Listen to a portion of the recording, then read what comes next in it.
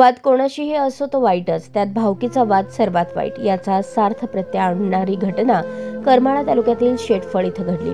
भावकीच्या त्रासाला कंटाळलेल्या कुटुंबियांनी पोलीस अधीक्षकांकडे व्यथा मांडली। त्यांनी या प्रकरणी तात्काळ कारवाई करण्याचे करमाळा पोलिसांना सूचित केले।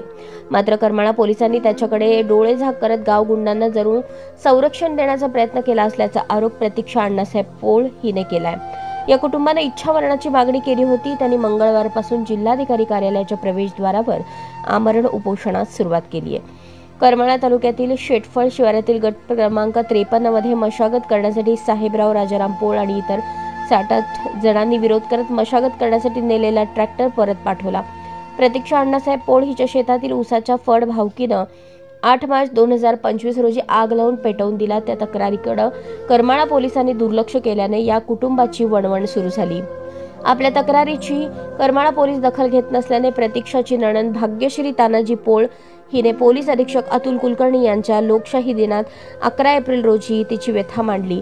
त्यांनी ती व्यथा ऐकून घेऊन लागलीच करमाळा पोलीस स्टेशनच्या अधिकाऱ्यांना समक्ष बोलावून घेऊन त्या घटनेतील सर्व संबंधितांना लवकरात लवकर अटक करण्याचे आदेश दिले। आज सकाळी 40 दिवस उलटून गेले तरी करमाळा पोलीस स्टेशनच्या कर्मचाऱ्यांनी संबंधितांवर अटक कारवाई केलेली नाही। ही बाब गंभीर असल्याचं भाग्यश्री पोळ हिनं म्हटलं आहे। 7 मे रोजी विभागीय पोलीस तक्रार प्राधिकरण पुणे यांच्याकडे भाग्यश्रीनं लेखी अर्ज दाखल केला।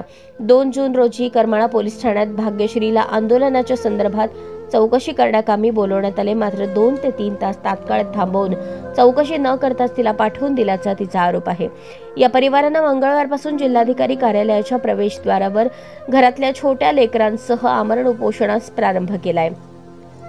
गुन्हेगार प्रवृत्तीच्या साहेबराव राजाराम पोळ, लहू पोळ, सोमनाथ मारुती पोळ, अजित पोळ, शशिकांत अजिनाथ पोळ, लालासाहेब पोळ, प्रकाश पोळ, तुकाराम पोळ यांची कसून चौकशी करून त्यांना तात्काळ अटक करण्याची मागणी या उपोषणकर्त्यांनी केली आहे।